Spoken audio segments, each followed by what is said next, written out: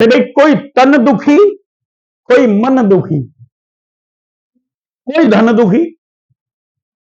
किसी के पास धन नहीं है वो धन से दुखी, किसी के पास शरीर तो है बीमार है वो उससे दुखी, कोई मन से दुखी नो है भाई यार मैं एमएलए एमपी बन जाता मंत्री बन जाता, हो ही नहीं रहा हूं, वो भी दुखी है। तो यहां सब दुखी हैं, सब सुखी होना चाहते हैं। सुख के काम हम करेंगे तभी तो सुखी होंगे। हम क्या कर रहे हैं? हम दुख के काम कर रहे हैं। हम काम क्या कर रहे हैं? दुख के कर रहे हैं। क्योंकि इस संसार का जर्रा जर्रा दुख का रूप है। क्यों है? इसके पीछे एक और हिस्ट्री है इस रचयिता की, इस रचनाकार की। क्या है? ये संसार दो चीजों के आधार पर होकर चलता है। एक संयोग है, एक वियोग है। एक संयोग है, एक वियोग है। संयोग का मतलब कोई दो चीजें या दो से ज्यादा चीजें जब मिलती है तो उसे संयोग कहते हैं। वियोग कहते हैं जब वो बिछड़ती हैं। तो यहां हर कोई एक संयोग के माध्यम से दुनिया में आए। मैं यहां बैठा हूं, आप सब मिले, आप सबको मैं मिला, तो एक संयोग हुआ ना। और संयोग का जो अंत है वो बिछड़ना है। बिछड़ेगा हर हाल में, मिला है तो बिछड़ेगा। अरे भाई आया है तो जाएगा, ये निश्चित है। आया है वो जाएगा, राजा हो, रंक हो या फकीर हो, सबको जाना। कोई रहेगा? बहुत प्यारी नारी जगमाही, से ज्यादा प्रेम किसी से नहीं होता। बीवी को शोहर से, शोहर को बीवी से, जिसके आधार पर जीवन व्यतीत कर रहे हैं। कहते बस भाई अपने घर में ही आकर आराम मिले। तो बहुत प्यारी नारी जगमाही, अंत समय सो भी संग नाही। है किसी के साथ? भैया तो मियां पहले जाएगा या बीवी पहले जाएगी, एक को पहले जाना है। जब जाएगा, जितना आनंद, जितनी खुशी, जितना प्रफुल्लित हम मिलने में हुए थे, उससे ज्यादा, कहीं ज्यादा दुख होगा जिस दिन बिछड़ेंगे। होगा क्या नहीं? और यहां तक हम देखते हैं लोगों को, कहते हैं भाई बुढ़ा और बुढ़िया का बड़ा प्रेम था, और बुढ़ा के गया, बुढ़िया अगली पेंशन भी नहीं लेने पाई। इतना मोह था। यानी कि पैसा हमारा इस दुनिया में बहुत बड़ी पावर रखता है, लेकिन उस पैसे को भी धकेल दिया उसके पीछे। कहता पैसा, पेंशन नहीं ले पाई। तो यहां मिलना और बिछोड़ना ये भी सृष्टि का नियम है। हम भी उसी दरमियान हैं, सब, एक दो नहीं। हम आज मिले हैं, माध्यम मां बाप बने हैं। हम रिश्तेदार, परिवार, देश, समाज, इन सब से रूबरू हो रहे हैं।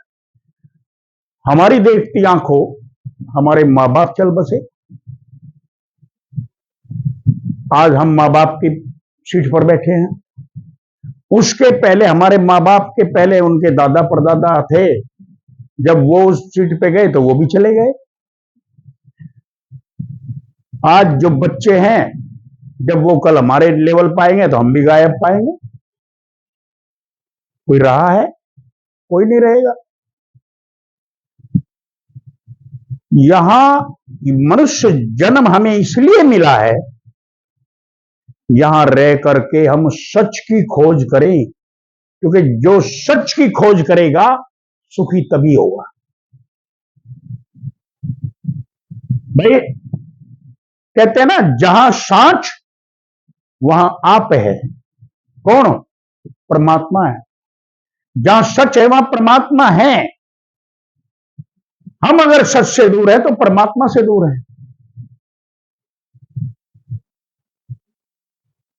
हमें इस सारे सिस्टम को देखते हुए अब फिर हम वहीं आते हैं जो हमने नारा दिया था कि चलो चलें सत्य की ओर। देखिए, कहने के लिए परमात्मा एक ही है, सबका मालिक एक है, 2 4 10 नहीं है। और जिसका मालिक एक है, जिस स्त्री का पति एक है, देवर जेठ है, सबके सम्मान करेगी, लेकिन पतिव्रता तो एक से ही कहलाएगी। हम भी जब तक उस एक परमपिता परमात्मा तक हमारी रसाई, हमारी जान पहचान नहीं हो जाती, हम सुखी नहीं हो सकते। और यहां तक हमने सुना है कि एक पुराणों में एक कहानी आती है कि एक सती थी अनसुईया नाम की। सती अनसुईया का नाम सुना होगा ना भाई। ब्रह्मा विष्णु महेश उसके सत्य के रास्ते से उसे हटाने के लिए आए। कहते हम देखेंगे कितनी बड़ी सती है। एक कहानी है पुराणों में। अब वो तो एक ही पति की नार कहलाती थी ना, तभी तो सतीवत बनी। अब ब्रह्मा विष्णु महेश तीनों को एलर्जी हुई, यार ये तो मार से भी बड़ी पावर ले रही है। क्योंकि हमारे अंदर, मन के अंदर ये जो राग है, ये जो द्वेष है, ये जो जलन है, ये जो हमारे अंदर एक दूसरे के प्रति बुरी भावनाएं हैं, यही तो हमें मनुष्य से पशु बना रही है, या कुछ और है? देवताओं के अंदर भी ये भी चीज है। देवताओं के अंदर भी यही चीज है। हमने धारावाहिक देखे होंगे, जितने फिल्में देखी होंगी, उन सब में भी बड़े होने का दंभ भरने के लिए कहते हैं भाई कौन बड़ा, शिव जी कहे विष्णु बड़ा, विष्णु कहे शिव जी बड़ा, वे कहे ब्रह्मा जी बड़ा, यही नहीं तय कर पा रहे। एक दूसरे की झूठी बड़ाई कर करके खुश हो रहे हैं। एक दूसरे की झूठी बड़ाई कर करके कैसे हम इस दुनिया को देखें, हम भी इस दुनिया में एक दूसरे की झूठी बड़ाई कर करके खुश होकर अपना जीवन बिता रहे हैं। कहता यार काम लेना इससे, इसलिए बड़ाई करनी पड़े, नहीं तो कुछ है भी के। तो सीता, वो सती अनुसुईया, उन्होंने कहा चलो इसका सत्य दिखाते हैं। इन्होंने मिसकोट करी, भाई अगर इसका सत्य दिख गया तो इसकी ताकत मार से कम हो जाएगी, नहीं तो मार से ज्यादा ताकत इसकी है। तीनों गए, माता अनुसुईया का जयकारा लगाया उन्होंने, माता हमारी एक इच्छा है वो पूरी कर दे। कहते बोल बेटा, कि हम तेरा दूध पीना चाहते हैं। उन्होंने कहा बस। उन्हें तीनों को जो है बच्चे बना दिया। कितने कहानी है ना ये, यानी उसके सत्य को नहीं दिखा पाई, वो मजबूर हो गए, बच्चे बन गए वे। तो किसकी ताकत हुई ज्यादा? सत्य की। हमें भी जब हम सत्य के पुजारी बनेंगे, सत्य की खोज में चलेंगे, तो समझ लीजिए इतनी बड़ी ताकत हमारी भी हो सकती है। अब सच के 4 सिंबल मैंने बताए। नंबर 1 जर्रे जर्रे में है। नंबर 2 अविनाशी, अविनाश नहीं होता उसका। नंबर 3 अपरिवर्तनशील है, परिवर्तित नहीं होता, बदलाव नहीं आता उसमें। नंबर 4 वो घटता और बढ़ता भी नहीं है। इन चारों सिंबल में से एक भी सिंबल कम हुआ तो वो सच नहीं हुआ, ये समझ लो। अब ये चारों सिंबल हम अपनी बुद्धि पर, अपने ब्रेन पर जोर लगाकर देखें, ये चारों निशानियां कहां हैं। अगर नहीं हमें समझ आए तो फिर समझाने के लिए मैं तुम्हें बैठा हूं। क्योंकि ये चीज अभी मैं बता रहा था, हमारी 5 ज्ञानेंद्रियां हैं। आंखों का काम देखना, कान का काम सुनना, क्या आवाजों को, जीभ का काम चखना, इस दुनिया में जो भी चीज है, जो खाद्य पदार्थ है, और जो खाद्य पदार्थ नहीं है उनको भी, क्योंकि आदमी ऐसा बन रहा है कि ये सारे जानवरों को खा जा क्या नहीं खा जा। छोटी मछली को बड़ी मछली खा जाती है, छोटे छोटे कीड़े मकोड़ों को बड़े बड़े पंछी खा जाते हैं। हम भी खा रहे हैं।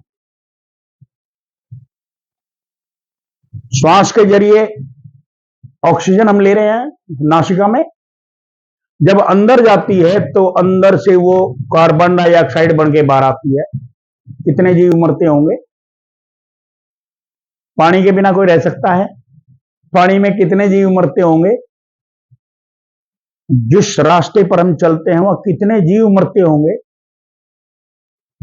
कभी किसी एक बंद कमरे में जाना, उसमें एक छोटा सा सुराख कर देना, और जब उसमें सनलाइट अंदर आएगी तो उसमें पता लगेगा कितने जीव घूम रहे हैं।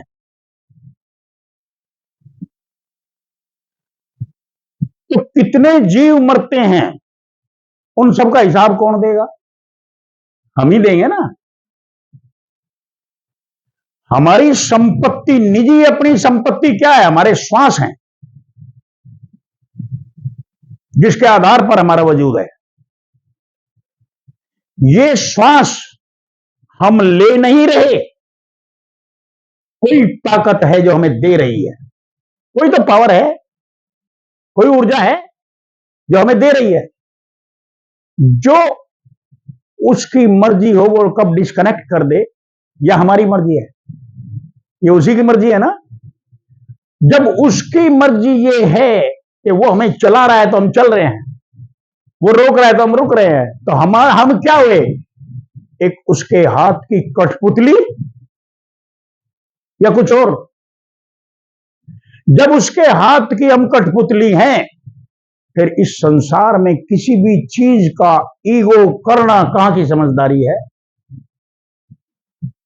अरे भी काया अपनी है नहीं, माया किससे हो। जब शरीर ही अपना नहीं, तो शरीर से संबंध रखने वाले ये भोग पदार्थ क्या हमारे हो सकते हैं? नहीं हो सकते। तो हमें क्या करना चाहिए? ये जो श्वासें मिली हैं, इन श्वासों को हम सच की खोज में लगा दें। हम काहे में लगा रहे हैं?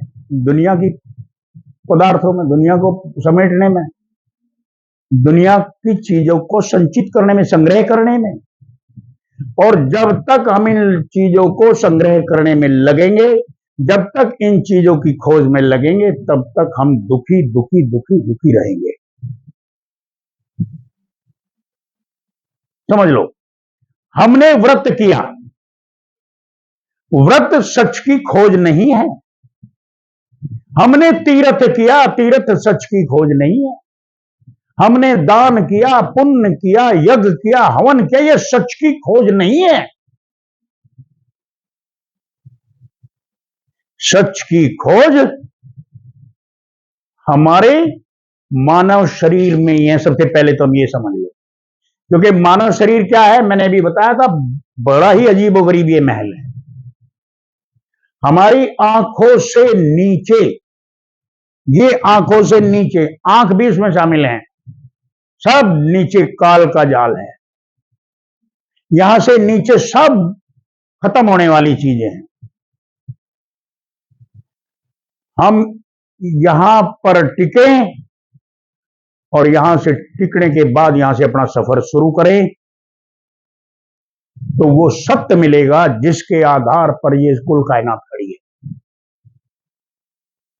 वो सच मिलेगा। यहां से नीचे हम कर्मों के दायरे में हैं, बिना कर्म किए रह नहीं सकते। यहां से ऊपर हम बिना कर्म किए ही वो कर्म करेंगे जो हमें कर्मों के दायरे में नहीं बांधेगा। और इसके लिए मैं ये सच कह रहा हूं या झूठ, ये शायद आप सभी परिचित होंगे। जो श्रीमद् भागवत गीता है। इस श्रीमद् भागवत गीता के अध्याय 4 को आप देखिए क्या कहते हैं।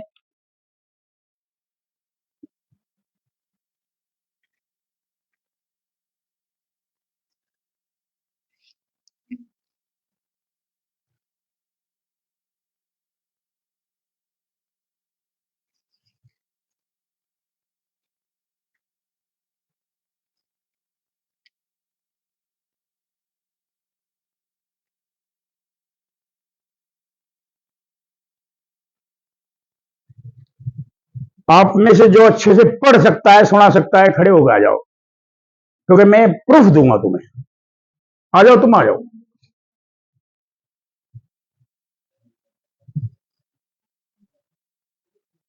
देखिए, अध्याय 4 है। ये अध्याय 4 का नाम है दिव्य ज्ञान। सुनिए, बैठिए, इसको मत छेड़िए अभी कुछ भी। अरे उन पे मत जाइए, यहां बैठिए। जब काम की बात चली तो उठो मत। अभी मैंने सबसे पूछा, भाई कौन किस भगवान किसका फेवरेट है? पहले पूछा था ना। किसी ने कहा मैं शिव मेरे फेवरेट है, किसी ने कहा मेरे राधा रानी कृष्ण जी फेवरेट हैं, यानी है इनमें से। पहली बात तो मैं आपको एक बात बता दूं, श्री कृष्ण जी महाराज अर्जुन को यह समझा रहे हैं, अर्जुन मनुष्य जो कर्म करता है, उस कर्म करने में जो उसके अच्छे कर्म हैं, यानी जैसे दान किया, पुण्य किया, तीर्थ किया, व्रत किया, जो यज्ञ किया, जो हवन किया, और अच्छे अच्छे अच्छे अच्छे करता जाए, कोई दुष्कर्म ना करे, तो वो मरने के उपरांत देवता का पद लेकर के स्वर्ग में चला जाता है। लेकिन वहां देवता का पद, यानी वो देवत्व पद का समय अवधि जब खत्म हो जाती है, तो फिर उसे संसार में भेज दिया जाता है। कृष्ण जी महाराज ने अर्जुन का ये शिवनेत्र खोला, शिवनेत्र खोला ना, अपना असलियत दिखाई उसको। तो उसे क्या कहा? दिव्य चक्षु, यानी ये दुनिया का चक्षु नहीं था, दिव्य था, इस दुनिया का नहीं था। श्री कृष्ण जी महाराज ने अपने अध्याय 4 का नाम भी दिव्य ज्ञान रखा है। ये रहा दिव्य ज्ञान है, अध्याय 4 है, ठीक है। अब यहां इसमें श्लोक 18 में इनका हिंदी अनुवाद बताइए क्या बोलते हैं। हाँ, कैमरा इनकी तरफ करो, 1 मिनट रुको।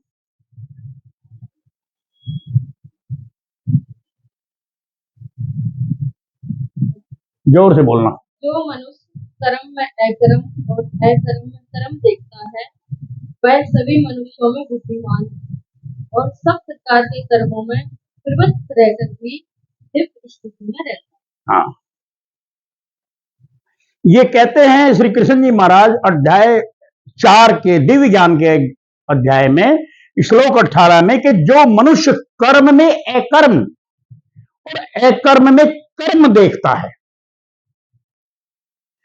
अब ये संसार कर्म भूमि है, इस कर्म भूमि में अकर्म क्या है? जो कर्म करे और कर्म ना लगे वही तो है अकर्म। भाई अकर्म उसे ही कहेंगे ना कि कर्म करे और कर्म ना लगे। तो जो मनुष्य कर्म में अकर्म और अकर्म में कर्म देखता है, अकर्म के लेवल पर जाने के बाद कर्म करता है, देखता है। जैसे हमने यहां पानी पिया तो देखा ना, पानी पी रहे हैं। ऐसे ही हमारा ये मानव शरीर का ये जो पॉइंट है, जो दिव्य चक्षु है, जब ये खुलता है तो यहां जो चीज रूबरू होती है, जिसको हम देखते हैं, वो सच है, वो सच है। और यहां पर ये हमारा दिव्य चक्षु खुला, यानी कि इस शरीर का चक्षु नहीं है, तो ये दिव्य ज्ञान है। यहां पर बैठ करके हमने जो देखा वो सच है, और यहां जो हम आगे यानी जो देखेंगे, जो सुनेंगे, जो चलेंगे, वो एक कर्म के लेवल पर आ जाएगा। यानी जो भी हम यहां करेंगे वो कर्मों में नहीं लगे लिप्त होगा, उसका हमें ये काल कोई फल नहीं दे सकता। तो वो एक कर्म हो गया ना। और एक कर्म में कर्म को देखता है, यानी जो यहां करता है वो सभी मनुष्यों में, कहते हैं कि जितने यहां सृष्टि में, जितने यहां मृत्यु मंडल में मनुष्य हैं, आज वर्तमान समय में पूरे विश्व में नेट पर सर्च करिए, कहते हैं कि कम से कम 6 अरब इंसान हैं। कितने हैं? 6 अरब मानव हैं आज वर्तमान समय में, जब मैं टाक दे रहा हूं। मैं कम बता रहा हूं, ज्यादा ही हैं।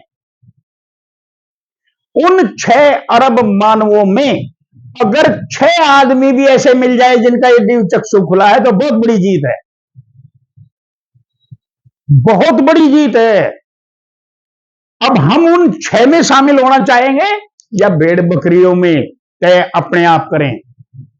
और ये मैं नहीं कह रहा हूं, ये श्री कृष्ण जी महाराज का ये बयान, जो मैं तुम्हें ये बात यहां तक बता के लाया हूं, ये मेरी अपनी लिखी हुई किताब नहीं है, लेकिन ये सब्जेक्ट, ये सेंटेंस खोजा हुआ मेरा अपना। अरे भाई, जिसको जिसकी तलाश है वही खोजेगा ना। तो यहां कह रहे हैं कि सभी मनुष्यों में बुद्धिमान वो है, और सब प्रकार के कर्मों में, सब प्रकार के कर्मों में प्रवृत्त रहकर भी, यानी उसमें लिप्त रहकर भी दिव्य स्थिति में वो रहता है, यानी उसको कोई कर्म नहीं लगते। जैसे हम इस दुनिया में, परमात्मा ने हमें एक ऐसी चीज दिखाई है, जैसे कमल का फूल है, पानी उसका आधार है, पानी में रहता है ना, पानी जितना ऊपर चढ़ेगा वो और ऊपर चढ़ जाएगा। तो वाके पत्र नीर नहीं व्यापे, उसके पत्तों को पानी नहीं लग सकता। ढरक जाए जस पारा हो, जैसे पारा मरकरी नहीं होता, वो ढुलक जाता है, ऐसे ही जैसे चिकने घड़े पे पानी नहीं ठहरता। लेकिन चिकना घड़ा तो बहुत कम लोग समझ पाएंगे, कमल पुष्प को ज्यादा समझ लेंगे। कमल पुष्प की तरह ऊपर चढ़ता चला जाएगा, क्योंकि कृष्ण जी महाराज ने अर्जुन को कहा है, तू इनको मार, तुझे कोई कर्म लगेंगे ही नहीं, मैं बैठा हूं। ऐसा है ना हमारे यहां। तो हमें सत्य कहां है? यहां है। कृष्ण जी महाराज ने कहा सत्य क्या है? उन्होंने कहा, नैनम छिदंती शस्त्राणी दहती पावके, ने चेनम कलोदंत्यापो न शोषती मारुते। आत्मा अजर है, अमर है, अविनाशी है। क्या है? आत्मा अजर है, अमर है, अविनाशी है। आत्मा को न पानी गीला कर सकता है, न अग्नि से जला सकती है, न शस्त्र कोई काट सकता है। ये चारों सिंबल आत्मा पर लगते हैं, और आत्मा हमारे प्रत्येक मानव शरीर के अंतर में मौजूद है, कोई खाली नहीं है ना। हमें क्या जानना चाहिए? मनुष्य शरीर मिला है तो इसको पहले जाने, सबको बाद में। और यहां बड़े बड़े योद्धा मिलेंगे, बड़े बड़े शूरवीर मिलेंगे, जो एक बोलते के साथ ही अपने कमाल दिखा दें कि दुनिया को लुटा दें, लूट लें, दुनिया को मालामाल कर दे, दुनिया को पीड़ा दे दे, दुनिया को शांति दे दे। लेकिन एक कोई ऐसा मिले जो इस दिव्य चक्षु को अपने को खोल रहा है और इससे फायदा उठा रहा है, और दूसरी बात कि वो हमारा खोल सकता हो, क्योंकि हम अपनी मर्जी से नहीं खोल सकते इसको। जो हमारे अपने अंदर बैठी इस ताकत को हमें दिखा दे, याद रखिए वो संत है। और रामायण कहती है, पुण्य पुण्य बिन मिलहि नहीं संता। हमारे बहुत सारे पुण्यों का पुंजा, पुंजा कहते हैं बहुत सारे इकट्ठे होकर, संग्रह होकर आए, बहुत सारे पुण्य इकट्ठे होकर आए, तो संत मिलते हैं। पुंज पुण्य बिन मिलई नहीं संता, संत नहीं मिलेंगे। और प्रथम भक्ति संतन कर संगा, पहली भक्ति यह है कि हम संतों का संग करेंगे। हम किसकी भक्ति कर रहे हैं? हम दुनिया की भक्ति कर रहे हैं। अरे भाई, दुनिया की भक्ति कर रहे हैं हम। भक्ति क्या है? भक्ति है जो जिससे जितना ज्यादा प्रेम करता है वो उसका उतना बड़ा भक्त है। प्रेम भक्ति है। हम कोई देशभक्त है, कोई समाज भक्त है किसी एक समाज का, कोई परिवार भक्त है, कोई पिता भक्त है, कोई मातृ भक्त है, कोई भ्राता का भक्त है, और बीवी के भक्त तो सारी दुनिया ही है कि नहीं? लेकिन कोई ऐसा है जो गुरु भक्त हो? क्योंकि परमात्मा को हमने देखा नहीं।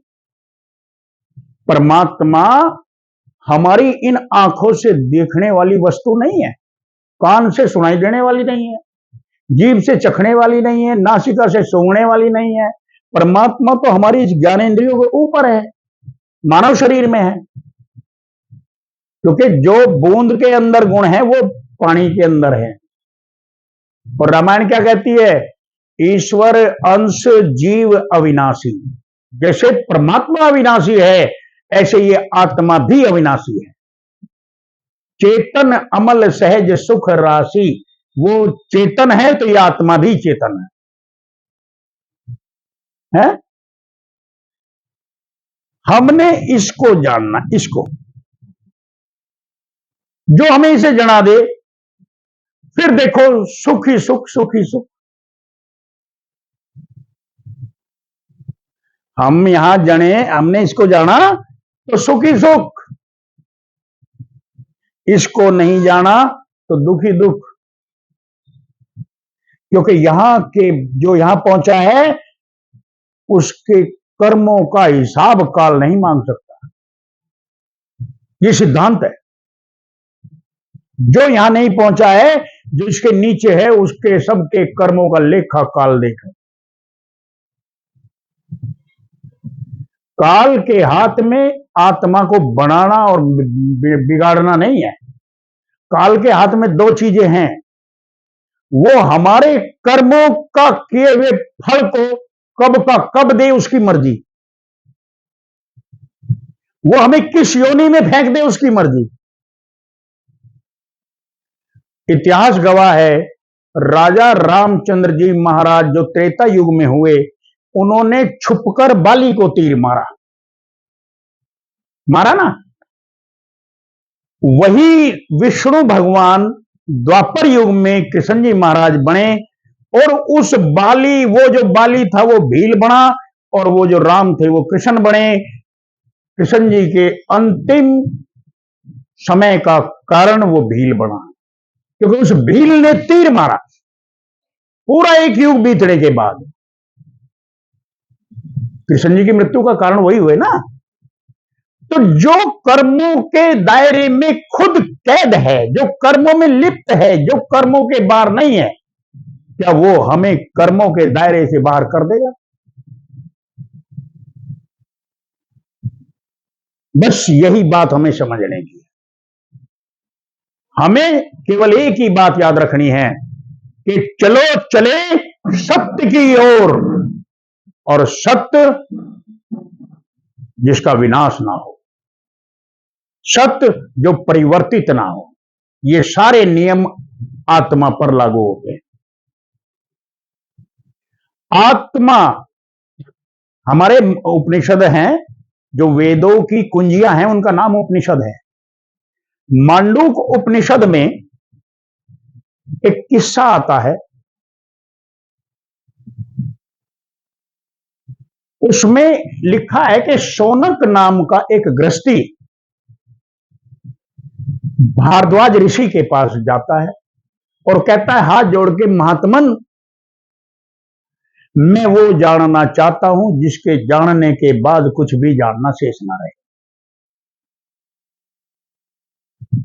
तो भारद्वाज ऋषि कहते हैं कि शौनक ब्रह्म के जानने वाले, यानी हम इस दुनिया में अलग अलग आदमी अलग अलग कला जानता है ना, हम में कोई ऐसा नहीं है जो ब्रह्म को जानता हो। उन्होंने कहा जो ब्रह्म के जानने वाले ये बताते हैं कि इस संसार में दो तरह की विद्याएं हैं।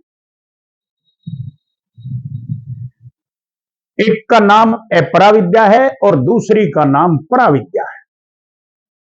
अपराविद्या में 4 वेद, 6 शास्त्र, 18 पुराण, 9 व्याकरण सब कुछ आ जाता है। यानी हमारे यहां से नीचे की विद्या है, जितनी भाषाएं, जितना लिखाई पढ़ाई, जितना बोलना चलना, वो सब यहां से नीचे है ना, ये सब आ जाता है। पराविद्या में यानी इसके ऊपर की जो विद्या है, जो पराविद्या को जानता है, समझ लो उसके लिए फिर कुछ भी जानना शेष नहीं रहा। तो पराविद्या का हमने जानकार होना चाहिए। मानव शरीर मिला है, मानव जन्म का यही लाभ है। अब अपने मोबाइल निकालिए और उसमें नेट से, गूगल से पूछिए कि ऐसा इस संसार में कौन सी विद्या है जिसको जानने के बाद कुछ भी जानना शेष ना रहे, क्योंकि आपका गूगल बताएगा।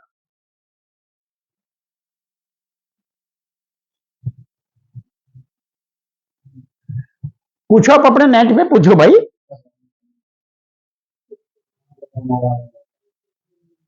भाई गूगल है, सबको बता देता है ना। अब गूगल झूठ थोड़ी बोलेगा, पक्षपात करेगा।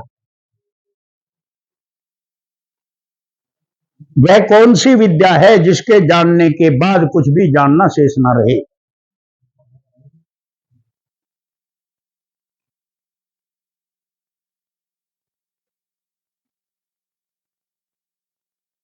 इन्होंने दिया है, अभी मैंने जो बताया था, मुंडक उपनिषद में शौनक ऋषि ने अंगिरा से पूछा कि हे भगवान, वह कौन सी विद्या है जिसे जान लेने पर सब कुछ जान लिया जाता है। तो ऋषि अंगिरा ने उत्तर दिया कि विद्या 2 प्रकार की है, अपराविद्या और पराविद्या। यही है ना। पराविद्या यानी ब्रह्म विद्या वो विद्या है जिसके जान लेने के बाद जानने योग कुछ भी शेष नहीं रह जाता। तो संत मत की भाषा में इसे कहते हैं आत्म विद्या, क्योंकि यहां हमारी आत्मा का निवास है। तो जिसने आत्मा को जान लिया, सब कुछ जान लिया है। तो आत्म ज्ञानी बनो। नाम विद्या, शब्द विद्या या तत्व ज्ञान भी इसको कहा है। इसलिए कबीर एक बहुत बड़े महापुरुष हुए हैं, कबीर के नाम से सभी वाकिफ होंगे। उन्होंने कहा, पोथी पढ़ पढ़ जग भया, पंडित भया ना कोई। अरे 2.5 अक्षर प्रेम का पढ़े सो पंडित होए। हम प्रेम किससे करें? सवाल ये भी है, हमारे प्रेम करने के लायक इस दुनिया में क्या है? भाई प्रीत उसी से कीजिए जो ओर निभावे। हमारी प्रीत के काबिल वही है ना जो हमारे प्रीत को निभा दे, या नहीं? हम दुनिया के जिन जिन पदार्थों से प्रीत करते हैं, प्रेम करते हैं, वो सारे पदार्थ हम यहीं छोड़ के जाएंगे। जिन जीवों से हम प्रेम करते हैं, या तो वो हमें छोड़ जाएंगे या हम उन्हें छोड़ जाएंगे। तो निभाया क्या? नहीं निभाया। तो प्रीत उसी से कीजिए जो ओर निभावे। हमारे प्रीत करने के लायक केवल और केवल एक ही है, और वो है गुरु कहो या सतगुरु कहो। क्योंकि हमारे वेदों ने क्या कहा? गुरु ब्रह्मा, गुरु विष्णु, गुरु देवो महेश्वर है। और बात यहीं खत्म नहीं हुई, उन्होंने कहा साक्षात पर ब्रह्म, ब्रह्म के पार भी गुरु है, इसलिए गुरुए नमः। यही कहा ना। अब हमने क्या बोला था? वेद शास्त्र सब खोजत हारे, मर्म न जाने के आपको वंदनीय गुरुदेव। यही है ना। दूसरी लाइन में कहा था, गुरु समान और को नहीं दाता। भाई दाता कौन है? जो हमें कोई चीज दे दे, गुरु जो हमें बख्शिश देता है, गुरु जो हमें बख्श रहा है, जो दात दे रहा है, उसके बराबर इस संसार में कोई दात नहीं है। हम कहते हैं भूखे को रोटी दे दो, और जिसके पास कपड़े नहीं उसे वस्त्र दे दो। तुमने खाना किसी को खिलाया तो कितनी देर तक शांत रहेगा वो? फिर भूख लगेगी। किसी को कपड़े दिए कब तक पहनेगा? जब तक कपड़े में सुरक्षित है, फिर लगेगी। मकान दिया कब तक? फिर टूट जाएगा। हमें ऐसा चाहिए जो ये परमानेंट हमें दे, परमानेंट। तो क्या कहा? गुरु समान और को नहीं दाता। जितनी हम शिक्षा लेते हैं, जितनी भी संसार में विद्याएं हैं, उन सब की शिक्षाएं जब हम लेते हैं, कोई आईएएस है, कोई आईपीएस है, कोई नेता है, कोई अभिनेता है, कोई प्रधानमंत्री, को कुछ, क्योंकि पॉलिटिशियन होना भी तो अकलमंदी की बात है, बच्चों का खेल तो है नहीं। सबका रिटायरमेंट है कि नहीं? यानी अगर आज कोई डीसी है, डीएम है, तो 60 साल बाद वो अपनी सीट से हट जाएगा, जीरो हो जाएगा। अगर कोई आज पीएम है, वो अपने आजीवन पीएम रहे, जिस दिन मरेगा उस दिन जीरो हो जाएगा। लेकिन जो तत्ववेता संत है, वो जिस दिन यहां से कूच करेगा वो संत ही रहेगा। रहेगा कि नहीं? वो आत्मज्ञानी है, उसका मुकाम यहां नहीं है, उसने तो अपना मुकाम पहले तैयार कर दिया। क्योंकि हम सब जानते हैं, रहना नहीं देश बिराना है। यहां कोई रहने आया है? सब बिगाना है। यह संसार झाड़ और झांखड़, उलझ पुलझ मर जाना है। रहना नहीं देश बिराना है। यह संसार कांटों की झाड़ी, आग लगे जल जाना है। यह संसार कागज की पुड़िया, बूंद बूंद पड़े घुल जाना है। सबकी स्थिति यही है। तो फिर हमारा घर कहां है? भाई हमारा ये घर है, असल में घर क्या है? ये बाहर का जो सीमेंट गारे का बना हुआ है, ये इस घर के लिए छाया है। ये 5.5 फुट का है, इस घर के लिए तो ये छाया है। और इस घर के अंदर एक और घर है सूक्ष्म, फिर एक और है कारण, और इन 3 घरों के अंदर एक और ताकत बैठी है, जिसे आत्मा कहते हैं। भाई स्थूल को पार करो। बादाम में ताकत है कि नहीं? बादाम में ताकत है ना। लेकिन क्या बादाम को हम ऐसे ही खा जाएं तो ताकत मिलेगी? अरे भाई, बादाम के छिलके को उतारना पड़ेगा ताकत लेना चाहते हो। उसकी गिरी में ताकत है। मानव के अंदर बैठी हुई आत्मा में ताकत है, इसमें शरीर में नहीं। इसकी तो सीमाएं हैं कुछ ताकत की। अब उस गिरी को निकालने के लिए बादाम के छिलके को फोड़ना पड़ेगा। अब इसकी गिरी को निकालने के लिए स्थूल पिंजरा छोड़ना पड़ेगा। इसके अंदर एक और पिंजरा है, सूक्ष्म है, जो सूक्ष्म कहते हैं बारीक, जो हमारी इन आंखों का विषय नहीं, दिखाई नहीं देता। फिर एक और पिंजरा है, एक और घर है, जिसे कहते हैं कारण। भाई इन 2 घरों को, इन 2 कवच या 2 घर या 2 छिलकों को, 3 को उतारो, तब आत्मा से रूबरू होंगे। अब ये छिलके कैसे उतरे? ये छिलके कैसे उतरे? कौन सी वो विद्या है? यही तो जानना है। अगर हमने जीवन में ये छिलके नहीं उतारे, उस गिरी से वाकिफार नहीं हुए, हमने जो भी किया सब एक दिन जीरो हो जाना है।